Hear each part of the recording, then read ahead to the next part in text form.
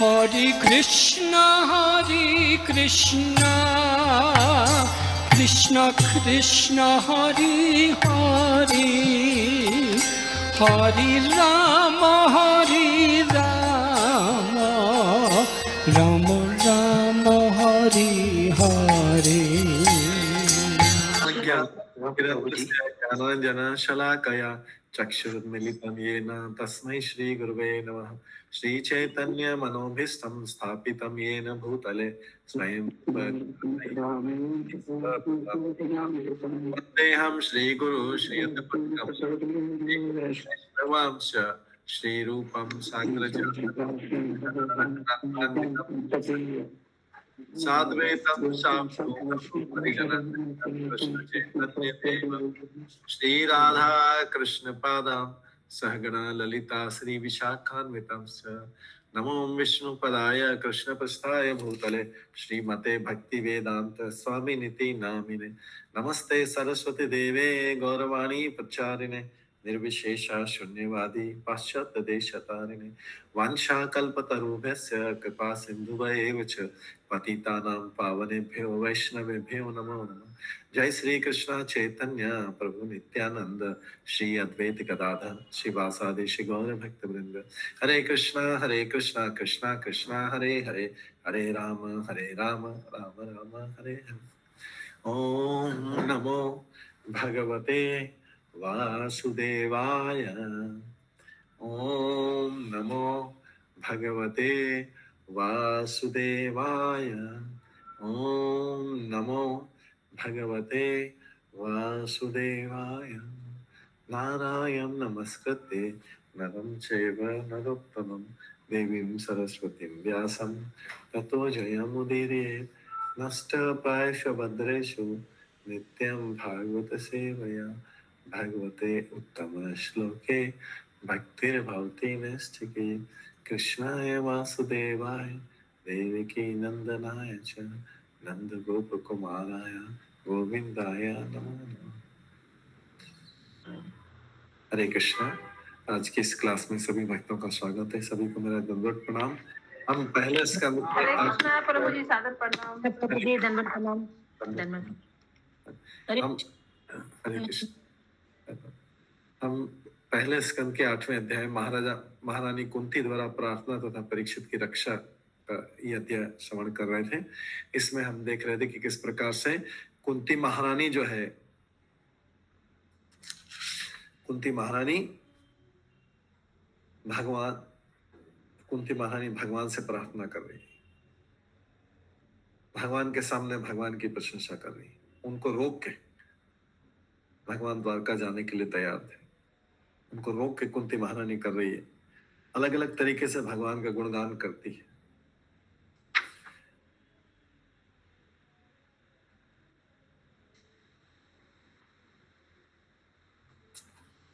तो हमने इसमें देखा था कि भगवान की उत्पत्ति के बारे में भगवान ही जानते। कुछ लोग कहते हैं कि वसुदेव तथा, ये 33 श्लोक है, 8वें अध्याय का 33वां श्लोक है। कुछ लोग कहते हैं कि भगवान वसुदेव तथा देवकी दोनों ने आपके लिए प्रार्थना की थी, इसलिए आप आए, इसलिए आप उनके पुत्र के रूप में जन्मे। निसंदेह आप अजन्मा हैं, आप जन्म नहीं लेते, फिर भी आप अपने भक्तों को तुष्ट करने के लिए उनके यहाँ जन्म ले लेते। आपको जन्म लेने की जरूरत नहीं है, लेकिन जन्म लेने की जरूरत नहीं है, लेकिन फिर भी आप भक्तों को प्रसन्न करने के लिए जन्म ले लेते हैं, देवताओं का कल्याण करने के लिए जन्म ले लेते हैं, और ईर्ष्या करने वाले असुरों को मारने के लिए आप जन्म ले लेते हैं। सबको पता है कि जैसे भगवान को पुत्र रूप में प्राप्त करने के लिए वसुदेव देवकी ने तपस्या की थी। पहला जन्म उनका सुतपा और प्रश्नी के रूप में हुआ था। भगवान 3 बार उनके यहाँ पुत्र बने थे। भगवान कितनी बार बने थे? 3 बार उनके यहाँ पुत्र बने थे, पुत्र के रूप में आए थे। इतनी अच्छी तपस्या की थी। एक बार सुतपा और प्रश्नी, देवकी वसुदेव उस समय पहले जन्म में सुतपा और प्रश्नी थे, तो भगवान का अवतार हुआ था प्रश्नी गर्भ। दूसरा, अदिति और कश्यप के यहाँ भगवान आए थे। किस रूप में आए थे? वामन के रूप में आए थे, वामन देव के रूप में आए थे। तीसरा वही पैर है, और तीसरी बार ये द्वापर युग में जो है वासुदेव और देवकी के यहाँ भगवान कृष्ण के रूप में आए। भगवान प्रसन्न होते हैं तो इतने प्रसन्न, 3 बार आ गया उनके पुत्र, 3 जन्मों में, 3 युगों के 3 जन्मों में भगवान जो आए थे इनके। तो भगवान वसुदेव देवकी के कारण ही जन्म नहीं लिया। भगवान के जन्म के हजारों कारण है, लाखों कारण है, अनंत कारण है भगवान के जन्म के, लेकिन ये मुख्य कारण, ये हमने कल श्रवण किया था। आज इसके आगे 34 श्लोक से सुनेंगे। भारावतारणायन्ये भुवनावैव उदधो सीदन्त्या भूरि भारेण जाता ही आत्म भुवार्थिता।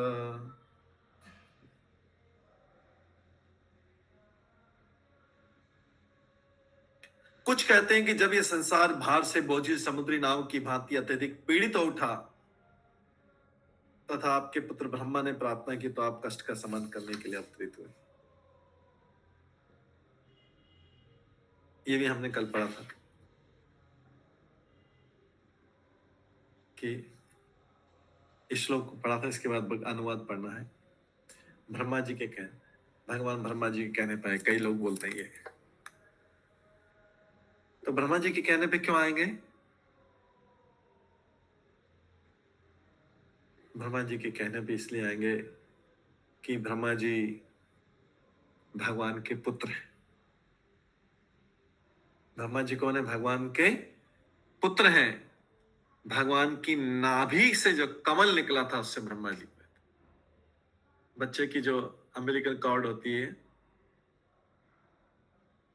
जिसको बोलते हैं नाड़ा, नाल या नाड़ा, वो कहां से निकलती? माता के गर्भ से निकलती, उसी से बच्चा बंधा रहता है।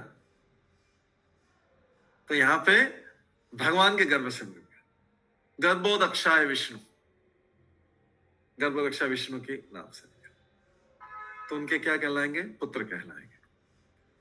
ब्रह्मा जी किसके पुत्र हैं? भगवान के। उनके गर्भ, उनके नाल जो निकली थी, कमल नाल, कमल की जो नाल थी, वो वही तो थी जैसे बच्चे का नाड़ा बंधा रहता है ना, जो बच्चा उसके बाद उसको काटा जाता है जब बच्चा का जन्म होता है, तो भगवान उस कमल पे उत्पन्न हुए, प्रथम जीव है और नारायण के प्रत्यक्ष पुत्र हैं, इसलिए उनकी प्रार्थना को वो सुनते हैं।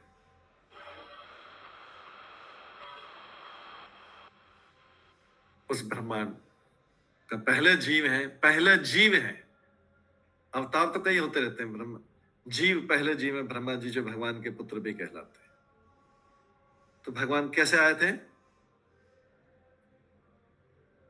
भगवान इस जगत में क्यों आए? ब्रह्मा जी की प्रार्थना पर आए थे।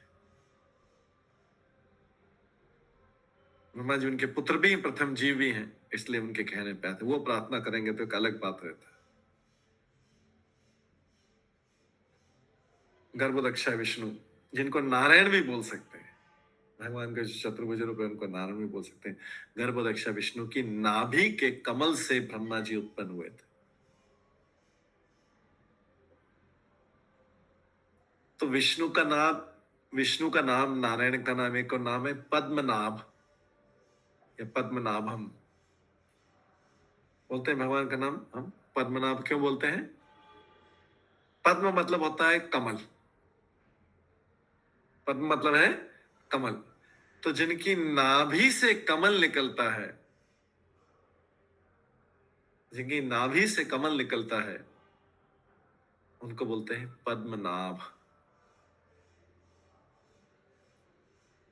ये कितने आश्चर्य की बात है कि सब समाज अपने आप को हिंदू बोलते हैं, सनातनी बोलते हैं, लेकिन इनको मीनिंग पता नहीं। हम जब कॉलेज में पढ़ते थे कॉलेज में पढ़ते थे तो जब इंजीनियरिंग कॉलेज में, तो उसमें एक हमारे प्रोफेसर थे इंग्लिश के, खान सर थे वो। हाँ। जब वो सबका इंट्रोडक्शन क्लास में पहली बार पूछ रहे थे, तो एक का नाम था पद्मनाभम माथुर था उनका नाम। इंजीनियरिंग में पढ़ रहे थे तो अच्छे एडल्ट तो हो ही गए थे। पद्मनाभम, जब सबने इंट्रोडक्शन, उन्होंने बोला पद्मनाभम, उन्होंने उससे खान सर ने उनसे पूछा कि पद्मनाभम आपका नाम कैसे पड़ा, ये पद्मनाभम का मीनिंग क्या होता है, आपके नाम का मीनिंग क्या होता है? वो उत्तर नहीं दे पाए। इंजीनियरिंग के स्टूडेंट और उत्तर नहीं दे पाए पद्मनाभम का नाम मतलब क्या था।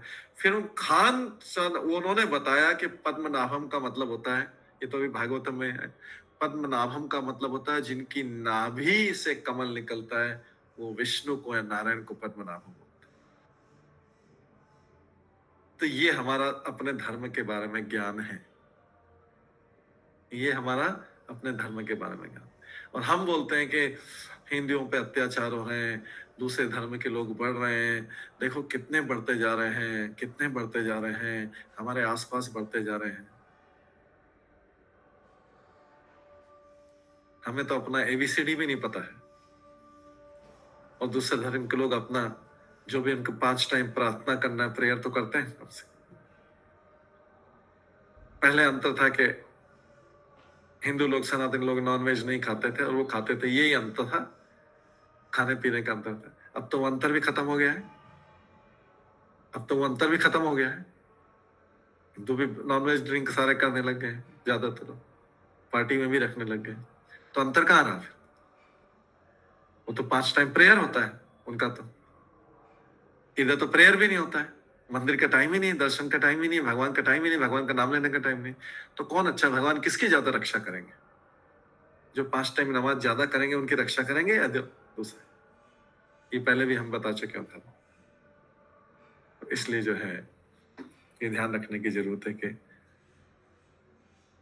हिंदुओं को तेजी से, सनातन लोगों को तेजी से पतन हो रहा है। बेसिक चीजें, एकदम बेसिक चीजें, नाम कम से कम उस समय एज होगी 18 साल होगी, 18 है, फर्स्ट ईयर 18 ईयर्स होगी। 18 ईयर्स की एज में अपने नाम का मीनिंग नहीं पता है, और इतना सुंदर नाम रखा है माता पिता ने, पद्मनाभम। यहाँ पे वही पद्मनाभ का जिनकी नाभि में कमल, वो भगवान विष्णु नारायण का नाम है, विष्णु पद्मनाभम कहलाता है। ब्रह्म आत्मभू भी कहलाते हैं। आत्मभू मतलब होता है इनका जन्म केवल पिता से हुआ है, माता लक्ष्मी के द्वारा नहीं, पिता से हुआ। लक्ष्मी जी तो उपस्थित थी साथ में, नारायण की सेवा कर रही थी, उनके पैर दबा रही थी, तब भी लक्ष्मी जी की सहायता के बिना नारायण ने ब्रह्मा को उत्पन्न कर दिया, अपनी नाभि के कमल से, नाभि से उत्पन्न कर दिया। ये भगवान की सर्वशक्ति। संसार में बिना स्त्री पुरुष के संयोग के कोई भी बालक उत्पन्न नहीं हो सकता, लेकिन भगवान ने लक्ष्मी जी के सामने लक्ष्मी जी उनके चरण दबा रही, अपनी नाभि से कमल निकाला और कमल से ब्रह्मा जी उत्पन्न कर दिया। ये भगवान है, सर्वशक्तिमान भगवान। नारायण कोई सामान्य जीव नहीं है, इसलिए अद्भुत है। इस संसार में ऐसा कोई कर सकता है कि कोई पुरुष बालक उत्पन्न कर दे बिना स्त्री की सहायता के? क्योंकि भगवान के सारे अंग दिव्य हैं, भगवान के सारे अन्य अंग जो हैं दिव्य हैं। उनके आंखों से वो प्रसाद ग्रहण कर सकते हैं, कानों से देख सकते हैं, किसी से भी इंद्रिय से कुछ भी काम कर सकते हैं। इसको बोलते दिव्य। फिक्स नहीं, हमारी आंखों से हम देख ही सकते, सुन नहीं सकते, कानों से सुन सकते, देख नहीं सकते, लेकिन भगवान कुछ भी किसी भी इंद्रिय से कर सकते हैं। इसको बोलते हैं दिव्य इंद्रियां। दिव्य मतलब भौतिक जगत के नियमों से ऊपर है भगवान की इंद्रियां, डिवाइन, या उनको बोलते हैं ट्रांसेंडेंटल सेंसेस या डिवाइन सेंसेस, आध्यात्मिक इंद्रियां या दिव्य इंद्रियां बोलते हैं। लेकिन यहाँ के भौतिक जगत के नियमों के अंतर्गत नहीं आते हैं भगवान। हालांकि भौतिक जगत में आते हैं, जन्म जैसी लीला भी करते हैं, लेकिन वास्तव में जन्म लेने की जरूरत ही नहीं। वो वसुदेव देव की सब लोग बोलते हैं उनके गर्भ से उत्पन्न हुए। एक वास्तव में तो भगवान जब उस वसुदेव देव की जेल में थे तो भगवान तो चतुर्भुज रूप में प्रकट हो गए थे वहां पे बालक के रूप में। फिर यशोदा मैया यशोदा नहीं, देवकी और वसुदेव ने प्रार्थना की थी और बोला था कि आप ये 4 भुजा छोड़ के 2 भुजा हो जाओ, नहीं तो सब लोग क्या बोलेंगे, चतुर्भुज बालक को उत्पन्न कर दिया है, ये कैसा उत्पन्न कर दिया बालक। तो भगवान द्विभुज हो गए।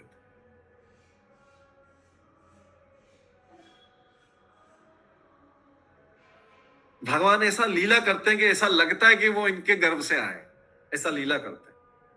भगवान हृदय से उत्पन्न हो जाते हैं।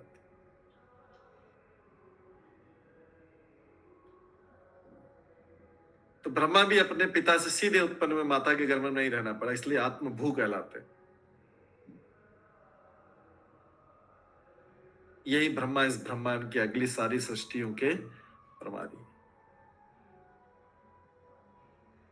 और ब्रह्मा जी सृष्टि प्रतिबिंब के रूप में करते हैं, असली तो सब कुछ सामान भगवान ने अरेंज कर दिया है, ब्रह्मा जी उससे बनाते हैं सृष्टि। तो ब्रह्मा जी कहां गए? कृष्ण के जन्म के लिए, प्रार्थना के लिए, भगवान के अवतरण के लिए ब्रह्मा जी गए थे, क्षीर सागर गए थे। ब्रह्मा जी कहां गए? क्षीर सागर गए। क्षीर सागर कौन सी जगह है? ये इस भौतिक जगत में एक श्वेत द्वीप है। इस भौतिक जगत में भी एक वैकुंठ है जिसको बोलते हैं श्वेत द्वीप। यहां पे श्वेत द्वीप में क्षीर सागर है। क्षीर सागर मतलब होता है दूध का सागर है श्वेत द्वीप। वहां पे भगवान इस भौतिक जगत में भी रहते हैं। वही भगवान जो कृष्ण है विष्णु के रूप में, वही अपने आप को विस्तार करते करते करते इधर भी इंचार्ज, भौतिक जगत में भी अपना उन्होंने जगह बना ली। भौतिक जगत में भी अपने लिए एक जगह बना ली। जैसे होता है ना कि कोई व्यक्ति ने, यहाँ पे देखा जाता है कि कईयों के इधर फ्लैट है, उधर फिर शॉर्ट लेग में भी फ्लैट है, फिर वैदिक विलेज में भी एक फ्लैट है, फिर उधर कहीं दूसरे जगह पे भी फ्लैट है, इतना सा वहां पे भी कभी कभी जाते हैं। लेकिन भगवान वो तो कभी कभी जाते हैं, इधर उधर जाएंगे तो फिर वैदिक विलेज के फ्लैट में जाएंगे तो इधर वाले फ्लैट में नहीं रहेंगे, वो उधर ही जाएंगे। या फिर सॉल्ट लेक वाले फ्लैट में चले गए उनका, तो वहां पे रहेंगे, यहाँ पे नहीं दिखेंगे। लेकिन भगवान के पूरे ब्रह्मांड में ही फ्लैट है, पूरे ब्रह्मांड में फ्लैट है, आध्यात्मिक जगत में फ्लैट है, और फ्लैट ही फ्लैट है भगवान। लेकिन भगवान के फ्लैट और हमारे फ्लैट में क्या अंतर है? भगवान ऊपर वाले फ्लैट में रहते हैं, जब गोलोक वाले फ्लैट में रहते हैं तो साथ साथ में वैकुंठ वाले फ्लैट में भी, हजारों वैकुंठ वाले फ्लैट में भी रहते हैं, और फिर हजारों ब्रह्मांड के फ्लैट में भी रहते हैं, एक साथ सारे फ्लैट्स में एक साथ रहते हैं, उनसे कभी कोई मिल सकता है। तो भगवान का यहाँ पे जो फ्लैट का नाम है, भौतिक जगत में जो फ्लैट का नाम है श्वेत द्वीप, श्वेत द्वीप है। वहां पे क्षीर सागर है, वहां पे भगवान क्षीर सागर में लेटे रहते हैं। उनका लेटना कोई फालतू लेटना हमारे जैसा लेटना नहीं है, वो लेटे लेटे उनका सारा काम हो जाता है। योग निद्रा उसको बोलते हैं, योग निद्रा में, उसमें जो सारे ब्रह्मांड की सृष्टि सारा काम उसमें योग निद्रा में ही चलता है। तो हमारे जैसी निद्रा नहीं कि एक बार लेट गए तो सब भूल गए, शरीर के बारे में भूल गए, खाली मन चलता रहता है, सपने आते रहते हैं। लेकिन भगवान तो लेटने का, योग निद्रा का मतलब है कि वो आधी आंखें खुली रहती है और सारी जगत का संचालन करते रहते हैं, ध्यान भी करते रहते हैं, अपना ही ध्यान करते रहते हैं। तो जब वहां पे रहते हैं दिव्य ग्रह, एक वैकुंठ है, जैसा एक वैकुंठ है भौतिक जगत में, वैकुंठ का एक प्रकाश। तो जब भी किसी को, देवता को कोई प्रॉब्लम होती है, जो लोग देवताओं को मानते हैं उनसे वो समझ ले थोड़ा, जब भी देवताओं को कोई समस्या होती है, इंद्र देवता को, ब्रह्मा जी को, सबको वो इस ब्रह्मांड में किसी कोई समस्या होती है, बड़ी समस्या हो जाती है, कोई बहुत बड़ा असुर लोग तंग करने लगते हैं, तो सब लोग मिलके जाते हैं भगवान के पास प्रार्थना करने। सारे लोग पहले ब्रह्मा जी के पास जाते हैं, फिर ब्रह्मा जी सबको लेके प्रार्थना करने जाते हैं। कहाँ जाते हैं? श्वेत द्वीप में प्रार्थना करने जाते हैं, क्योंकि ऊपर वाले लोकों में तो जा नहीं सकते ना, सारे देवता तो ऊपर वाले लोकों में जा नहीं सकते, तो इसलिए लोकल फ्लैट में जाते हैं, जहां पे भगवान उनसे मिलना जुलना कर सकता है। अगर जरूरत हो तो मिलेंगे, नहीं तो आवासी काम चला लेते हैं। जरूरत हो तो मिलेंगे, नहीं तो मिलते भी नहीं भगवान। हाँ, कुसुम भगत माता जी क्वेश्चन है। हरे कृष्ण प्रभु जी, सादर प्रणाम। प्रभु जी, विरजा नदी किसको बोलते हैं? इसको विरजा नदी। हाँ, विरजा नदी के बारे में भी हम बताते हैं। वो उसके ऊपर है।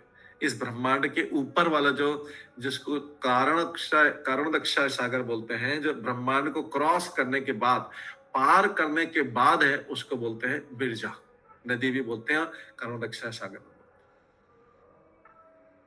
ठीक है, विरजा नदी का जल जो है वही गंगा के रूप में आता है।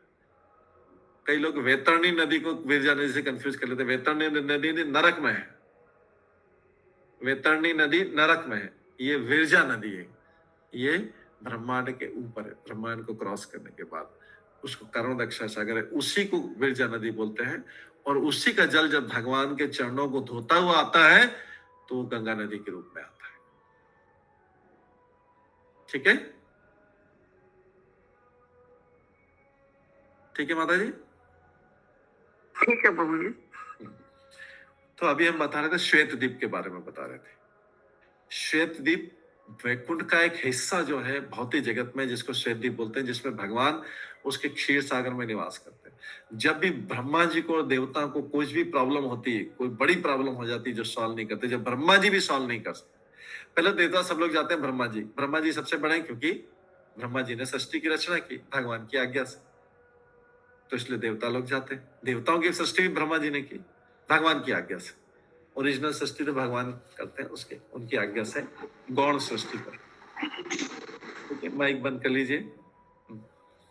तो ये जब सारे देवता लोग जाते हैं, तो देवता लोग तो वैकुंठ में जाने के भगवान से मिलने के लिए योग्य नहीं, भगवान से कोई बिना कारण से भगवान किसी को अपना दर्शन नहीं देते।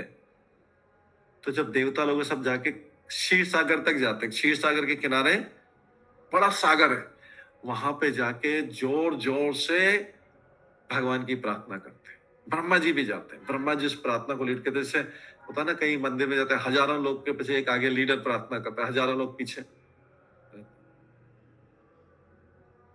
तो ब्रह्मा जी आगे लीड करते हैं, आगे खड़े होते हैं और सारे देवता उनके साथ मिलके भगवान की प्रार्थना करते हैं। अब भगवान की इच्छा है कि भगवान सामने आए या वहीं से सॉल्यूशन या आवाज से ही हल दे देते हैं। कई बार सामने दर्शन देने ही नहीं आते। तो ब्रह्मा जी ने प्रार्थना की, भगवान से प्रार्थना की कि भगवान जो है, इस पृथ्वी पे बहुत अत्याचार हो रहा है, बहुत बड़े बड़े असुर आ गए हैं, हम लोग संभाल नहीं पा रहे हैं असुर, बड़े बड़े राजा असुर राजा आ गए। क्योंकि वो असुर राजा भी बड़े बड़े वरदान प्राप्त करके आए थे, छोटे मोटे लोग नहीं थे वो भी, तो इसलिए उनको देवताओं के लिए भी मारना कई बार मुश्किल हो जाता है।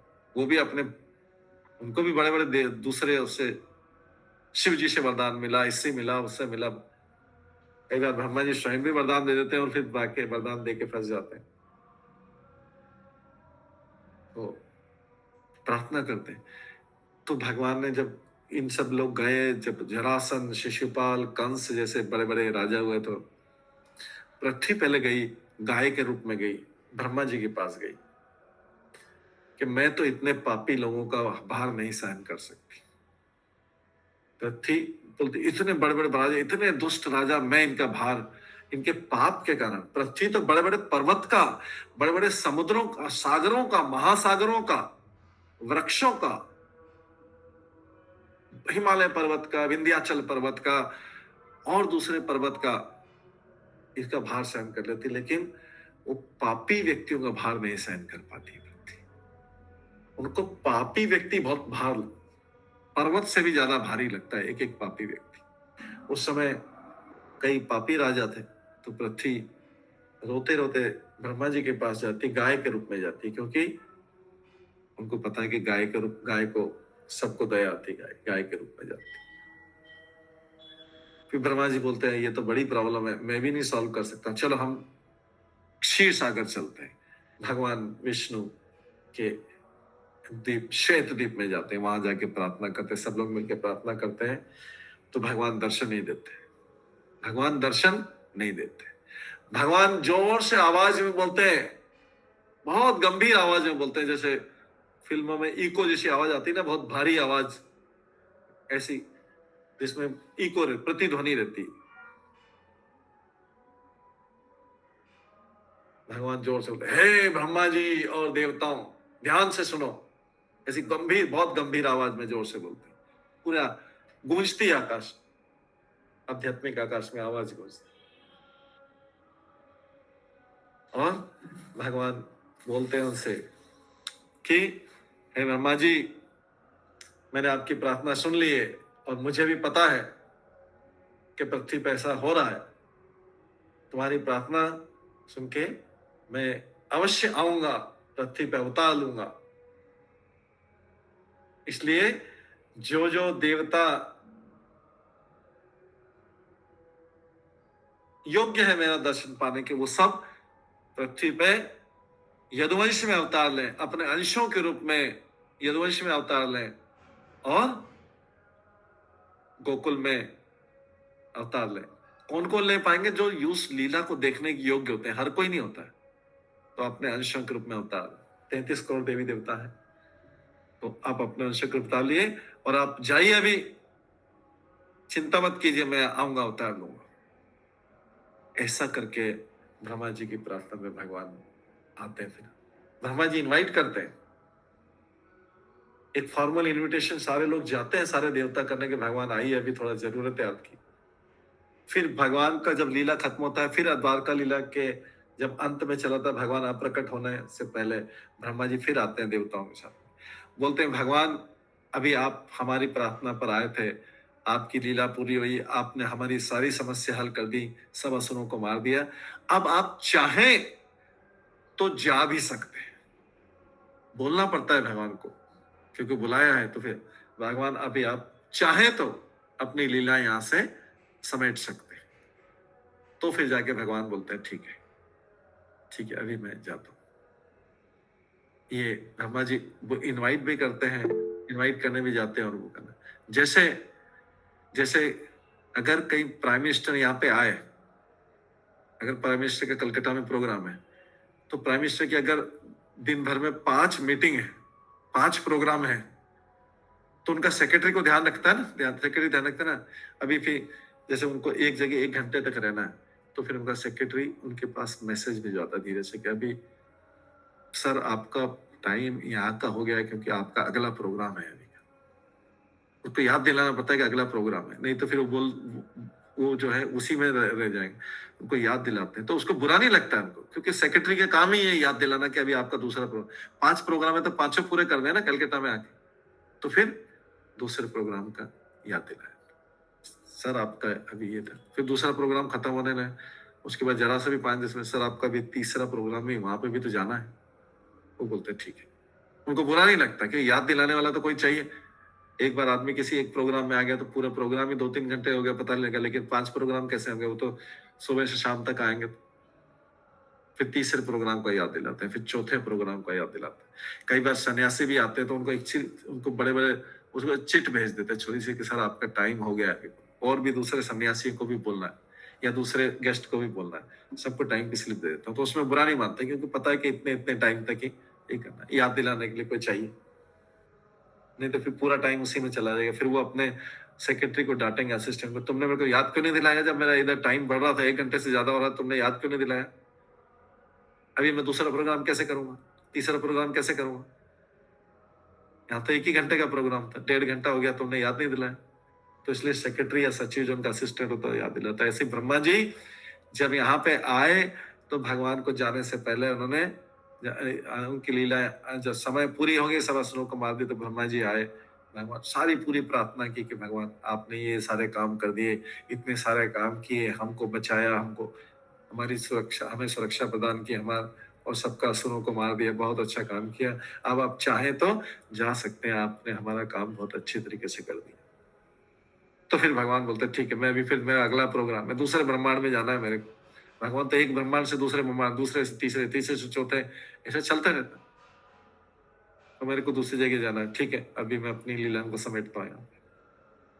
तो इस तरीके से ब्रह्मा जी प्रार्थना करते हैं, और ब्रह्मा जी के प्रार्थना से भगवान आए। कई लोग ऐसे, भगवान तो हजारों कारणों से आते हैं, तो कोई बोलता है देवकी वसुदेव की तपस्या से आए, कोई बोलता है ब्रह्मा जी की प्रार्थना पे आए, कोई बोलता है, सारी बात सही है, लेकिन ये जानते, भगवान ही जानते हैं कि किस सिलसिले आए। लेकिन सबसे पहले तो भक्तों से स्वयं रूप में, स्वयं भक्तों से आदान प्रदान करना उनका पहली प्राथमिकता रहती।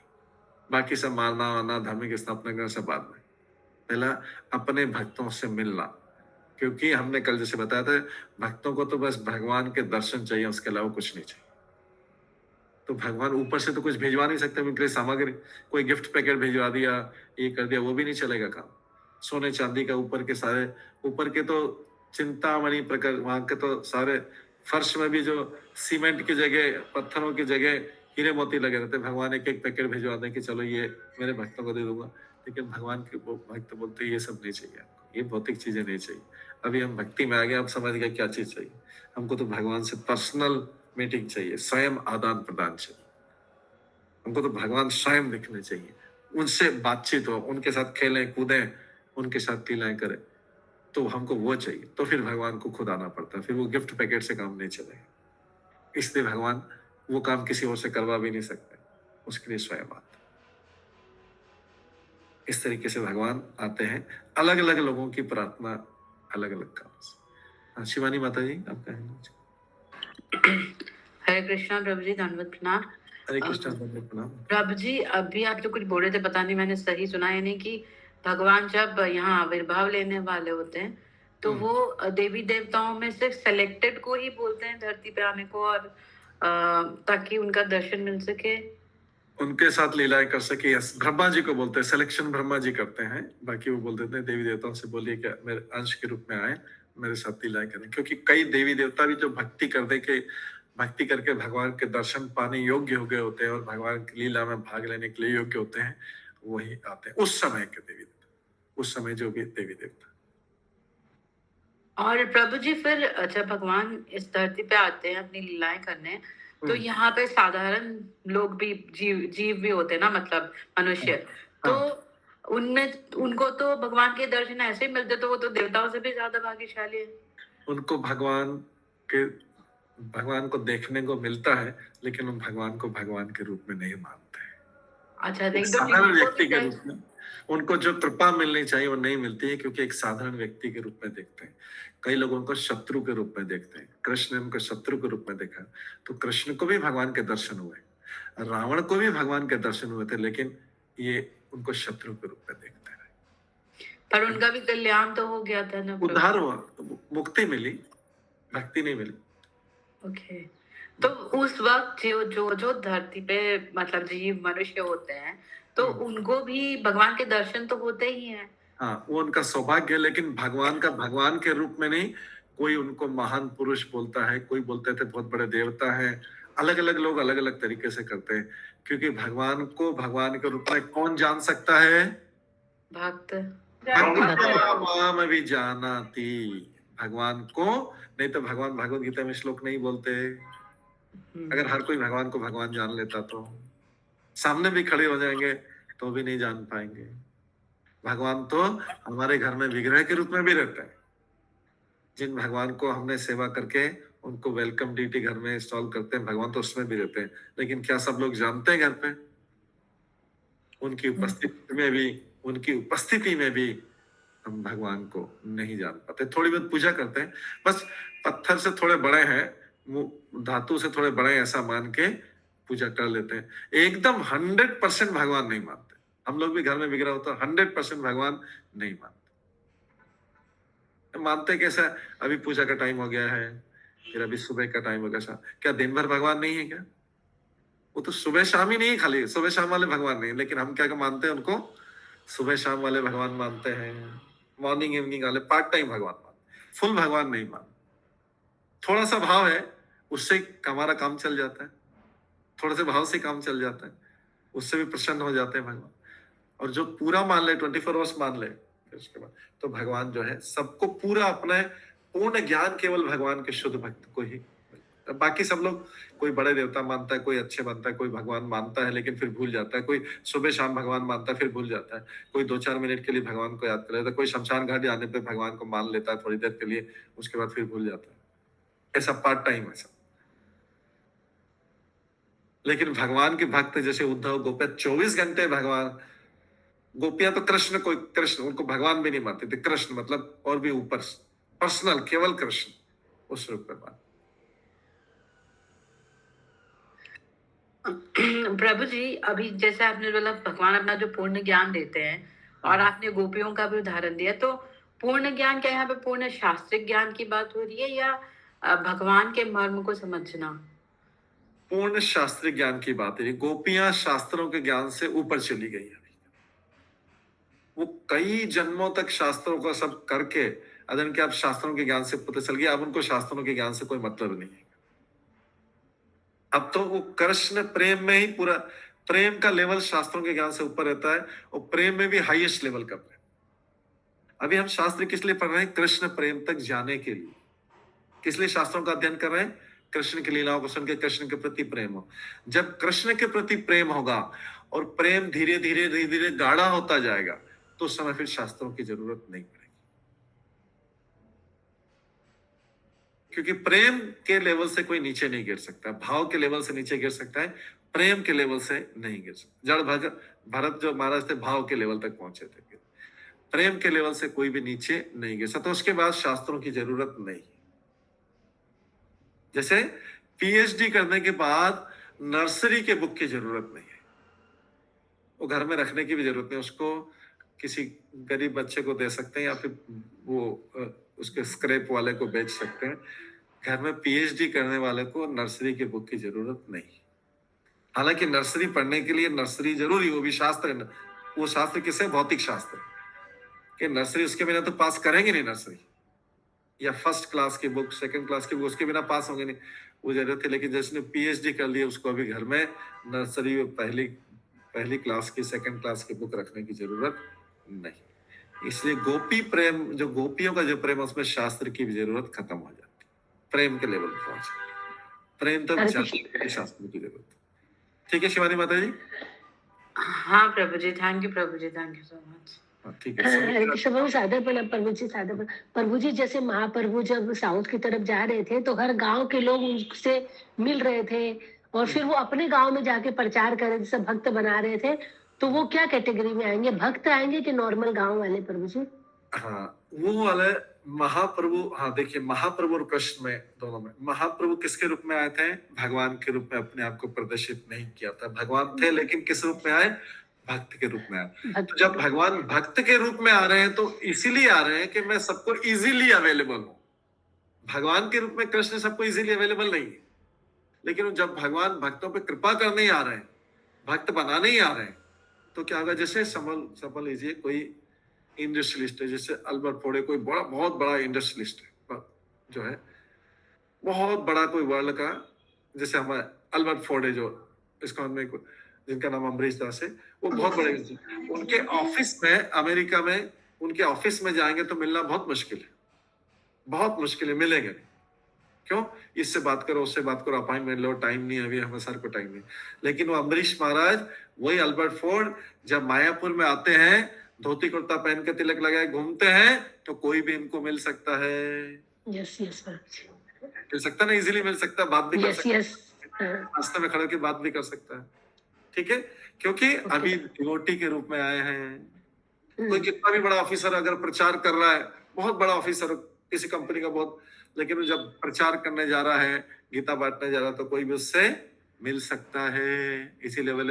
लेकिन उसके ऑफिस में जाएंगे तो नहीं, उनके पास टाइम नहीं है, किसी से मिल नहीं सकते। ठीक है, तो चैतन्य महाप्रभु करने ही आए थे, कृपा करने ही आए थे, इसलिए साउथ में गए तो सबको भक्त बनाने का ट्राई कर, कृपा देने के लिए आए थे। जो भी थोड़ा बहुत बात मान लेंगे, कृपा दे दे। थैंक यू प्रभु जी। ठीक है, और कोई किसी का प्रश्न था? हाँ, सुमना गुलानी माता जी। हरे कृष्णा प्रभु जी, सादर प्रणाम। प्रभु जी, जब भगवान द्वारका में रहते हैं तो भी क्या इजीली अवेलेबल नहीं है? नहीं। और गोकुल में रहते तो इजीली अवेलेबल है? गोकुल में शुद्ध भक्तों के लिए इजीली अवेलेबल है। गोकुल में शुद्ध भक्तों के लिए भगवान इजीली अवेलेबल है। गोकुल, मथुरा, द्वारका, बाकी उस लेवल के भक्तों के लिए वहां पे इजीली अवेलेबल। भक्तों के लिए बाकी लोग देखेंगे उनको, थोड़ी बहुत ऐसा मिल जाएगा, लेकिन जो जिस भाव से देखेगा उस भाव से उसको वैसे दर्शन। प्रभु जी, गोकुल में तो शुद्ध भक्त ही जाते होंगे ना? गोकुल में शुद्ध भक्त, उसका सारे के सारे जो लोगों ने शुद्ध भक्तों ने ही जन्म लिया था, लेकिन शुद्ध भक्त में भी अगर कोई द्वारका भक्त गोकुल में पहुंच जाए, उसके दर्शन नहीं होंगे। भगवान के रूप में वो ब्रजनंदन के रूप में दर्शन नहीं होंगे। हालांकि द्वारका का भक्त भी शुद्ध भक्त है, मथुरा का भक्त भी शुद्ध भक्त है, गोकुल का भक्त तो वहां पे तो इसलिए तो उनको रासलीला में प्रवेश नहीं मिला, शिव जी को भी नहीं मिला था, नारद मुनि को भी नहीं मिला था। नारद मुनि तो सारी दुनिया में प्रचार करते थे, सारे ब्रह्मांड में भगवान का प्रचार करते हैं। शिव जी तो दूसरों को वैष्णव बनाते हैं, स्वयं वैष्णव, वहां पे भी प्रवेश नहीं। क्यों? जिस भाव को जरूरत है जिस जगह पे भगवान तभी उस व्यक्ति को फुल दर्शन होते हैं। भावग्राही जनार्दन उस भाव में उसको दर्शन देते हैं। ओके। उद्धव भी भगवान के साथ उठता बैठता खाता पीता था, एक ही थाली में खाते थे। उद्धव भगवान को सलाह भी देता था, उनका सलाह करता, बचपन का मित्र था, रिश्तेदार भी था, कितने सारे संबंध हो गए। एक तो रिश्तेदार कजिन था, उसके बाद में दोनों एक थाली में खाते थे। तीसरा उद्धव बहुत बड़ा ज्ञानी था, बृहस्पति का शिष्य था। चौथा उद्धव भगवान को सलाह देता था, लेकिन उद्धव को भी गोपियों जैसा ज्ञान नहीं मिला। उद्धव बोलता है मुझे एक बार जन्म लेना पड़ेगा गोकुल में, वो वाला जो प्रेम गोपियों ने पाया, उस प्रेम को पाने के लिए मुझे एक जन्म लेना पड़ेगा यार, घास के रूप में, गुलमलता के रूप में। तो देखिए कितना क्लोज है, भगवान के कंधे पे कंधे रख के चलते। कंधे पे कंधे रखने वाले को भी भगवान के बारे में पूरा पता नहीं है कि भगवान की लिमिट कहां तक है। वो सोचा कि भगवान मेरे मित्र हैं, द्वारका के मित्र हैं, हम दोनों मथुरा के एक साथ, हमने एक ही जगह पे मथुरा में जन्म लिया था, कजिन थे, छोटे से खेलते थे। कंधे पे कंधे रखने वाले को भी पूरा भगवान के बारे में पता नहीं। भगवान के अंदर कौन भाव कैसा है, उस भाव के अनुसार भगवान आदान प्रदान कर। सबको सारे भाव पता नहीं। भगवान नंद यशोदा को भगवान के दूसरे भाव पता नहीं, जो गोपियों को पता है वो नंद यशोदा को भाव पता नहीं।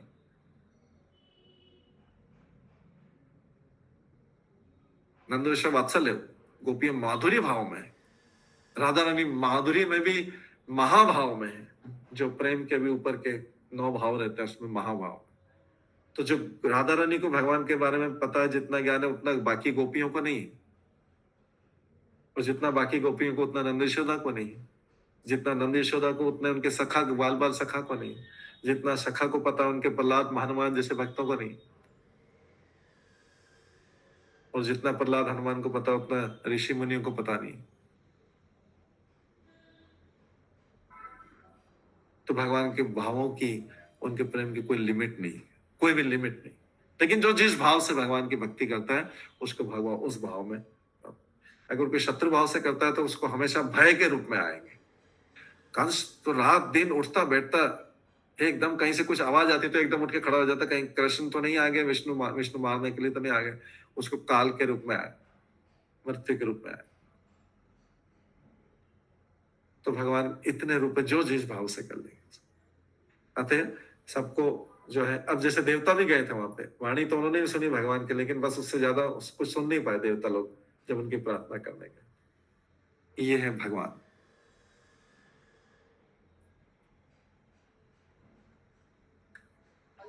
Thank you. हरे कृष्णा। तो नेक्स्ट श्लोक है 35। तो ये श्लोक में बता रहे हैं, कुछ लोग कहते हैं कि भगवान संसार का उद्धार करने के लिए।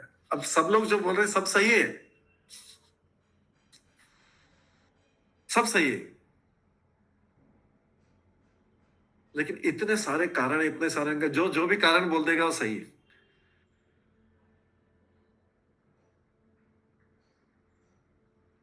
कोई बोल सकता है कि भगवान जो है ना राजा नृग का उद्धार करने आए थे। राजा नग जो गिरगिट के रूप में या लिजार्ड छिपकली के रूप में कुएं में डुबा तो उसका उद्धार, तो वो भी तो सही, भगवान ने उसका भी उद्धार किया। जितने कारण बता दो सब सही, लेकिन भगवान के इंटरनल मन रहता है अपने भक्तों से आदान प्रदान करने, सबसे हाईएस्ट। जैसे चैतन्य महाप्रभु आए तो उनके भी कई कारण थे, 3 कारण तो आंतरिक थे, 3 एक कारण बाहरी थे। तो जो कारण समझ लेगा वो भी ठीक है। भक्त है वो सोच लेगा भगवान इसलिए आया तो ठीक, वैसे उसलिए भी आया। इसके बाद 35वां श्लोक 35। भवे अस्मिन् क्लिश्यमाना नाम अविद्या काम कर्म भी श्रवण स्मरण अर्हाणि करिष्यन् इति केचन। कुछ कहते हैं, देखिए ये भी रीजन है, ये भी सही है।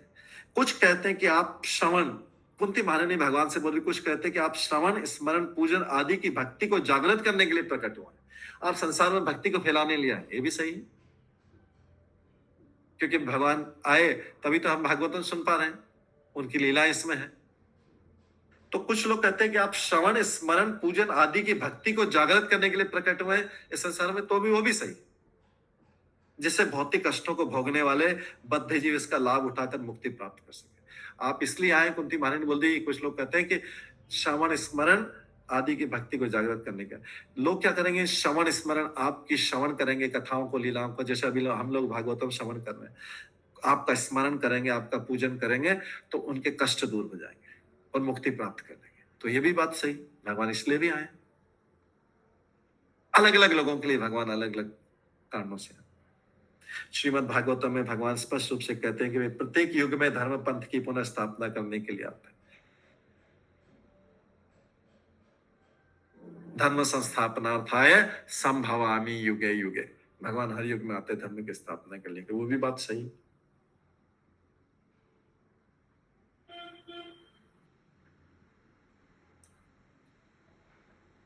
भगवान ही धर्म की स्थापना करता, कोई अपने मन से धर्म नहीं बना सकता। कोई किसी को रात को सपना आए कि मैं, तुम आज से भगवान बन गए, तो सुबह उठेगा, बोलेगा मैं भगवान बन गया, सब मेरी पूजा करो, थोड़ी दाढ़ी बड़ी पला लेगा, भगवा वस्त्र पहन लेगा, तिलक तिलक लगा लेगा, बोलेगा आज से मैं भगवान हो गया, क्योंकि मैं रात को मेरे को सपने में आया कि तुम भगवान हो गए। ऐसे धर्म नहीं बनता है। ये ढोंगी लोग होते हैं, जो मूर्ख लोग होते हैं, ऐसे लोगों को कहने में धर्म ऐसे नहीं बनता है। धर्म की स्थापना भगवान द्वारा की जाती है। अवतारों का पहले शास्त्रों में वर्णन है कि किस किस प्रकार के अवतार होते हैं। कोई भी व्यक्ति अपने आप को भगवान का अवतार नहीं बोल सकता है। कोई भी व्यक्ति अपने आप को भगवान नहीं बोल सकता है। भगवान के अवतारों का वर्णन शास्त्रों में है पहले से कि ये अवतार होता है, ये होता है। कोई नया ही अवतार नहीं बना ले अपना और कल बोल दे लोगों को, मूर्ख जनता को लोगों से बोल दे कि मेरी पूजा करो, मैं भगवान का अवतार, मैं ये चमत्कार कर दूंगा, ऐसे चमत्कार कर दूंगा। भगवान ऐसे नहीं होता। भगवान को चमत्कार दिखाने की जरूरत नहीं पड़ती। भगवान का इस पृथ्वी पर आना ही अपने आप में चमत्कार है। तो भगवान, वास्तविक धर्म पंथ क्या है? जो भगवान बोलते हैं। वास्तविक धर्म क्या है? भगवत गीता में क्यों हम भगवत गीता को धार्मिक पुस्तक मानते हैं? भगवान बोल रहे हैं वही धर्म है जो भगवत गीता के इंस्ट्रक्शन को फॉलो करता है, जो भगवत गीता के आदेशों को, नियमों को पालन करता है। जो भगवान आदेश दे रहे हैं वही धर्म है। उसके अलावा कुछ और धर्म खोज करने की जरूरत नहीं है। उन्हीं उपदेशों को भागवतम, ये जो हम भागवतम पढ़ रहे हैं, पूरा समझा रहा है। उन्हीं उपदेशों को दूसरे ग्रंथ समझाते हैं।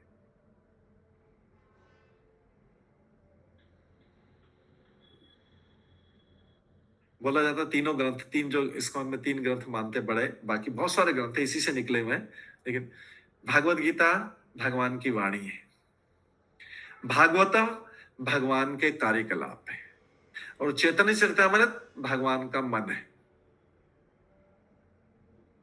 मन में क्या सोच रहे हो चैतन्य चरितामृत बताता है। भगवान कौन से कार्यकलाप कर रहे हैं भागवतम बताता है। और भगवान की वाणी क्या है? भगवत गीता। तो तीनों एक ही है। वो वाणी के ऊपर यहाँ पे कार्यकलाप हो रहे हैं और उसके ऊपर भगवान का मन, और ऊपर जाएंगे तो भगवान का मन कहता लगेगा भगवान सोचते हैं क्या वैसा करें।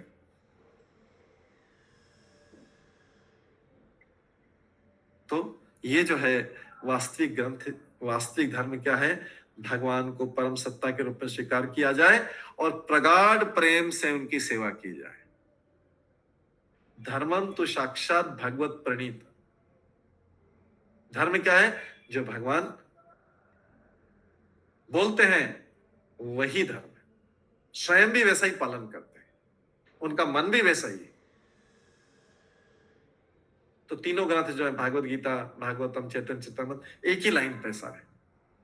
एक भगवान को उपदेश दे रहे, बता रहे वाणी, फिर दूसरा ग्रंथ बता रहा है कि भगवान कैसे कार्यकलाप करते हैं, वो सारे उन चीजों को पालन करते हैं। और फिर भगवान के मन में क्या है, वो चैतन्य चरितामृत के रूप में। भगवान महान है और जीव उनके अधीन से आता है। जीव का कर्तव्य है कि उनकी सेवा करना, क्योंकि सब जीव उनके अंश का काम है पुण्य की सेवा करना। हाथ का काम है, पैर का काम है शरीर की सेवा करना, तभी हाथ और पैरों को आनंद मिल सकता है जब शरीर की सेवा करें। शरीर स्वस्थ रहेगा तो हाथ पैर भी स्वस्थ रहेंगे। उसी तरीके से भगवान संतुष्ट रहेंगे तो हर जीव संतुष्ट रहेगा।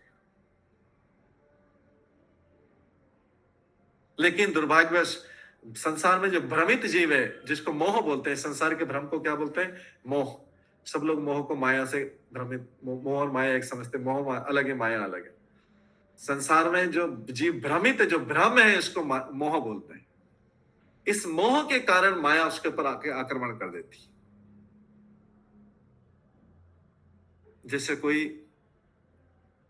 किसी शहर में जाए जहां पे लुटेरों का शहर हो,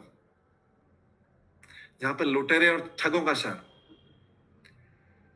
एकदम लुटेरे, तो कौन, वो किसको लूटेंगे?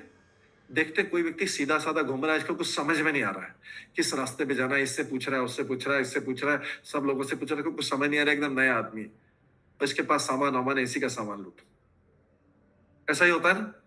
जो एकदम एक्सपर्ट रहता है, जिसको पता है स्टेट है, चाहे कैसे भी करे वो, उसको पता है कि ये तो चालाक है, यहाँ का पता है, इसको सारी चीज पता है। लेकिन जैसे भ्रमों जैसा, पागलों जैसा घूमता रहता है, इससे पूछेगा, उससे पूछेगा, उससे पूछेगा, तो क्या है कि उसके पीछे कोई लुटेरा पड़ जाता है, पीछे पॉकेट पर या कोई लुटेरा पड़ जाएगा, पीछे करेगा, उसको ठगने, चीटिंग करने के लिए उसके पीछे चला।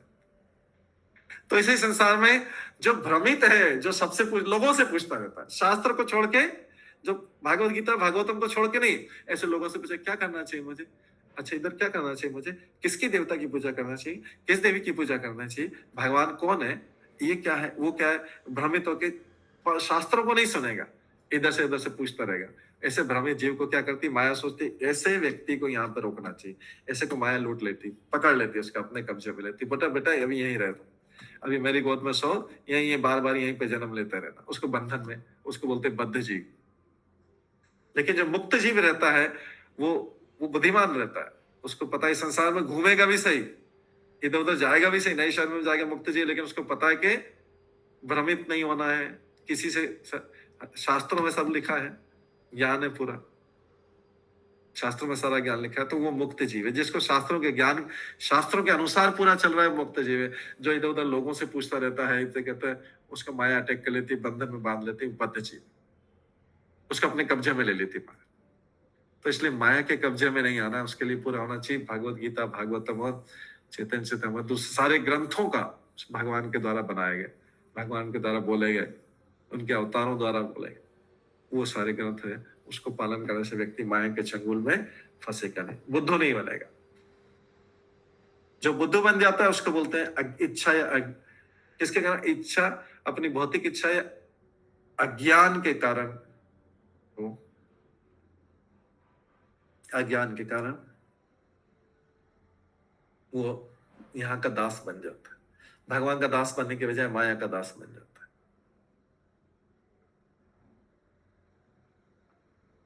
और इस तरह से यहाँ पे फंस जाता है, यहाँ पे फंस जाता है, फिर अलग अलग योजना बनाता रहता है। यहाँ की योजना अभी क्या करना चाहिए, फंस तो गए हैं, उसको पता नहीं कि वो फंस गया है यहाँ संसार में, वो फिर अलग अलग योजना बनाता रहता है। अच्छा यहाँ पे सुखी होने का ये योजना, यहाँ पे सुख होने का ये योजना, ये करता हूँ, फिर मैं ये करता हूँ, इससे सुखी हूँ, लेकिन सुखी होता नहीं।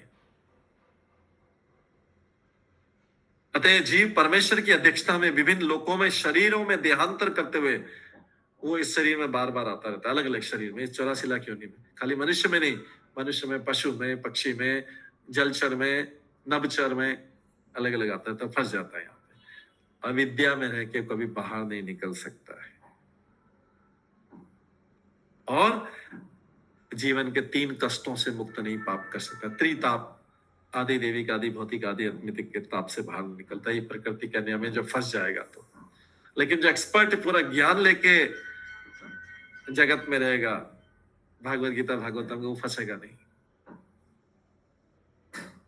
लेकिन ऐसे लोग जो फंस गए, अब बुरी तरह फंस गए, उनको पता भी नहीं कि वो फंस गए, वो सोच रहे हैं हम आनंद में, लेकिन वो फंसे हुए। जैसा कि एक स्टोरी सबको पता है, फिर भी हम बताते हैं, एक अच्छी कथा है सुनने के लिए। एक बार एक व्यक्ति जो है जंगल में गया। जंगल में गया तो एक टाइगर, एक शेर उसके पीछे पीछे भागा, बाघ, टाइगर उसके पीछे से भागने लगा। भागते भागते उससे बचने के लिए बहुत ऊपर जाके पेड़ में चढ़ गया, वृक्ष पे चढ़ गया।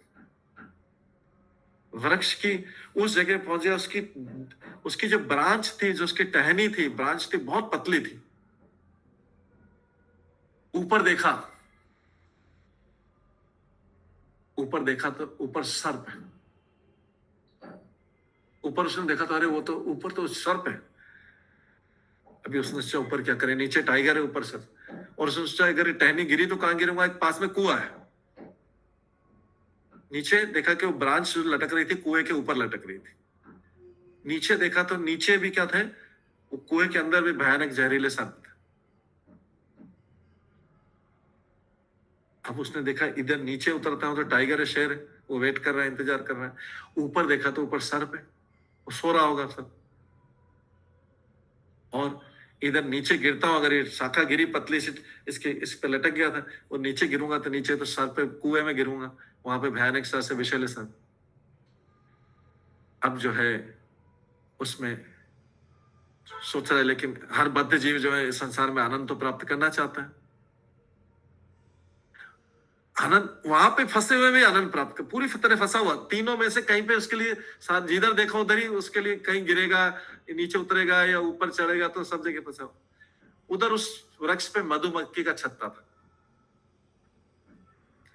मधुमक्खी का छत्ता था, और उसमें से थोड़ा शहद एक एक करके एक बूंद गिर रहा था, थोड़ी थोड़ी देर में एक बूंद गिरता था। ऐसी विकट परिस्थिति में ऊपर से जो है वो शहद की बूंद गिर रही थी, तो वो उसने मुंह खोल लिया, अरे क्या आनंद आ गया, मजा आ गया, करते शहद, मीठा मीठा शहद मिल रहा है। इधर नीचे टाइगर खड़ा है, वेट कर रहा है उसका। उधर ऊपर सर पे अगर ऊपर जाएगा, और इधर से उसकी टहनी ब्रांच इतने वीक है कि कभी भी कुएं में गिर जाएगा तो बचेगा नहीं, लेकिन उसमें शहद की बूंद गिरी तो एक बूंद में गिरती है, मजा आ गया, एकदम इतना स्वाद आ रहा है, इतना स्वाद आ रहा है।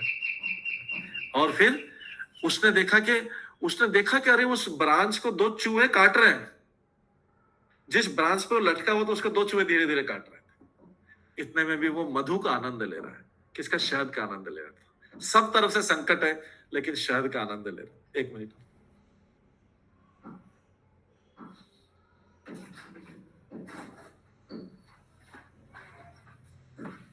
तो जीव की स्थिति संसार में ऐसी, सब तरफ संकट है, लेकिन फिर भी उसमें दो बूंद शहद का स्वाद लेने के लिए वो सब कुछ भूल जाता है। सारे आसपास जो कष्ट आने वाले हैं, दो चूहे उस डाली को काट रहे हैं, उस ब्रांच को काट रहे हैं जिसपे वो लटक रहा था, लेकिन वह शहद का आनंद ले रहा है, मधु का आनंद ले रहा है।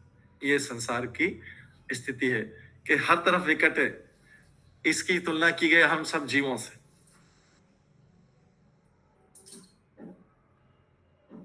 इसकी तुलना की गई हम सब जीवों से। टाइगर नीचे, टाइगर, सर्प और ये सब काल है, और दो चूहे जो काट रहे हैं वो दिन और रात है। दिन और रात हमारे जीवन को काट रहे हैं, कम कर रहे हैं।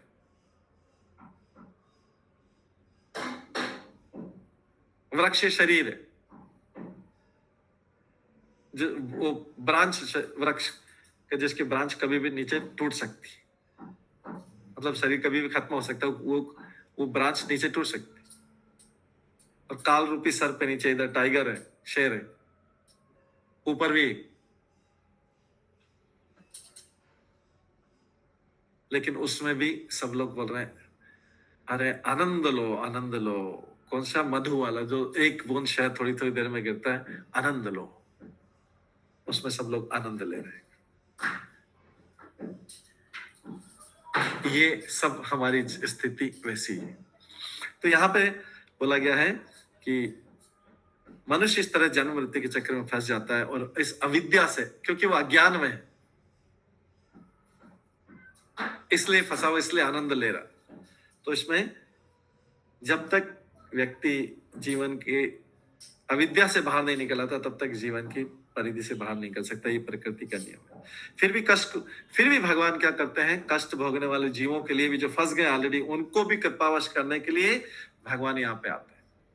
कि वो मेरे दर्शन नहीं करेंगे, ठीक है, मैं जब लीला करके चला जाऊंगा या मैं जो लीला करूंगा उसको सुन लेंगे ना, और जो मैं लीलाएं की है तो मेरी लीलाएं भागवतम में आएंगी, दूसरे में आएंगी, तो उसको सुन लेंगे या मेरा नाम का स्मरण कर लेंगे, मेरी लीलाओं का स्मरण कर लेंगे, उससे भी उनका काम हो जाएगा, उससे भी अविद्या अज्ञान से बाहर निकल जाएगी। अगर वो भी कर लेंगे, मेरे को देख नहीं पाए, मेरे को पहचान नहीं पाए, कोई प्रॉब्लम नहीं,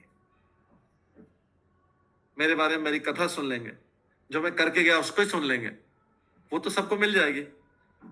उसके लिए कितना भी पापी हो उसको भी अवसर मिलता है, अवसर सबको मिलता है। अब कोई उसको सुने या नहीं सुने वो अलग बात है।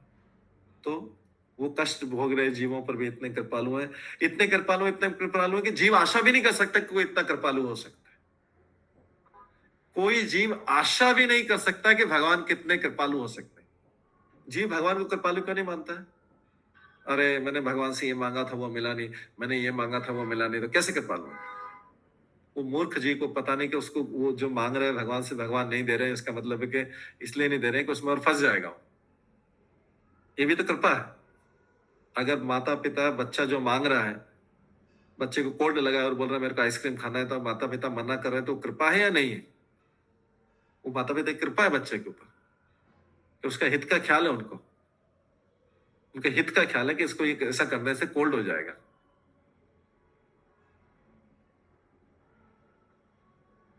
ये कृपा है। ऐसे भगवान क्या करते, जीव को और फंसने से बचाते, लेकिन जीव समझता है कि भगवान मेरी बात ही नहीं सुन रहे। अरे मेरे पास भगवान से ज्यादा बुद्धि, भगवान को पता नहीं मेरी बात क्यों नहीं सुन रहे भगवान, इसलिए कृपालु नहीं है, भगवान दयालु नहीं है। वो डिक्लेयर कर देता है, घोषणा कर देता है भगवान दयालु नहीं है।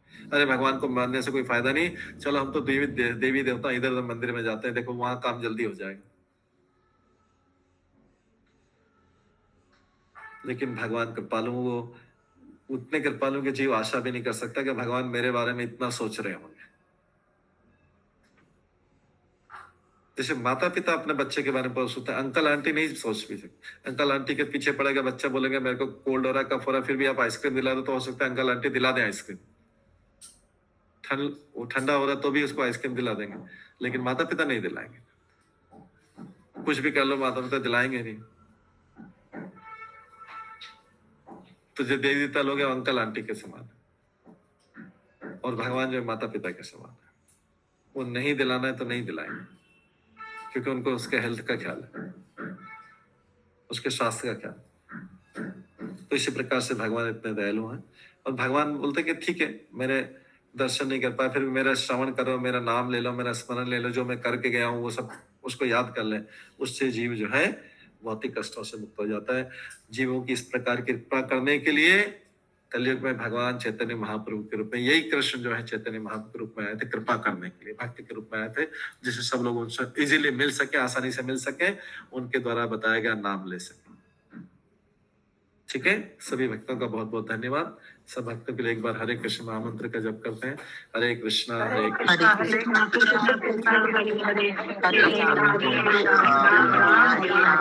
राम हरे राम